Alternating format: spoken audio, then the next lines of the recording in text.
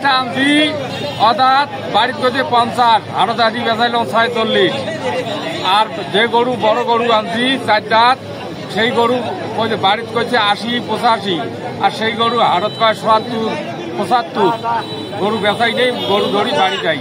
গরুর দাম খুব কম।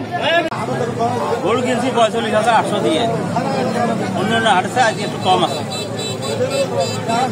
এই জানে কম দামে গরু আমরা খুশি। আলহামদুলিল্লাহ, আমরা নাগেশ্বর থেকে খড়িবাড়ি বাজার আসছি। এখানে অনেক সস্তায় আমরা গরু কিনছি। আমরা 56,000 টাকা দিয়ে একটা সুন্দর একটা গরু কিনছি। খুবই সস্তা, আমি দেখলাম খুবই সস্তা গরুর দাম। আগের চেয়ে একটু বাজার একটু সস্তায় আছে আর কি। 75,000 দিয়ে কিনছি। আর আগের চেয়ে একটু সস্তা আছে, অনেক সস্তা আছে।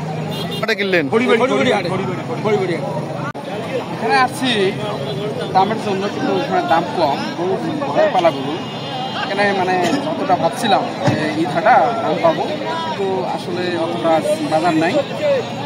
এখন কি করা যায় দেখি। দাঁড়া